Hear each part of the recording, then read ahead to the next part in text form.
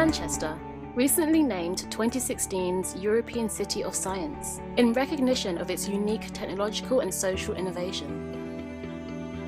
Birthplace of the railway, IVF, graphene, and home to two of the world's leading universities.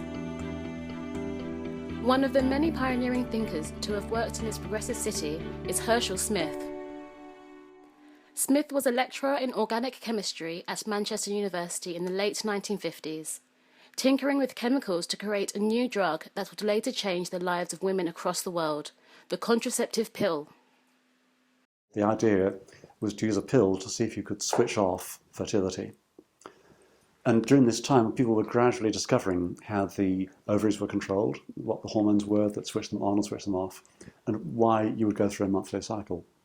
So in your body you have two ovaries, and they make estrogen, female hormone, and they produce an egg once a month. And so the ovaries go through a cycle where an egg is matured and then released, and it might or might not get fertilized. If it's not fertilized, you go through the cycle again. So there's a monthly cycle.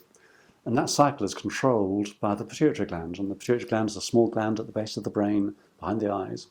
And it makes a whole lot of hormones, but the two hormones that we're interested in for this are called luteinizing hormone, or LH for short, and follicle stimulating hormone, or FSH. So if you know that, then you can say, can we interfere with that in such a way that you stop the person ovulating? And that's what the pill does. So the estrogen and the progesterone both recognize when you take them as a tablet, they're absorbed into the body, circulate around the bloodstream, and the pituitary gland sees them and recognizes that it's estrogen and progesterone, and then it says, fine, I'll stop making LH and FSH in the normal pulsatile way. So as far as the ovaries are concerned, they're not seeing the signal that will tell them to ovulate. So the estrogen and progesterone together in the combined pill switch off ovulation. If you don't ovulate, you can't get pregnant. The contraceptive pill contributed to the broader social movements that Manchester is historically renowned for.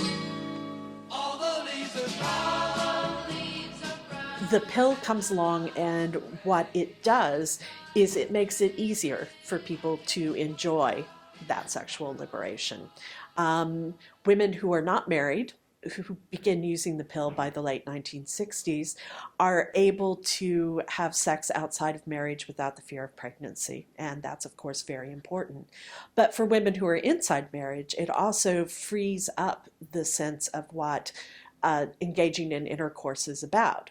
Certainly, the introduction of the pill makes it easier for married women to sustain careers after getting married on their own timing rather than on the timing of children.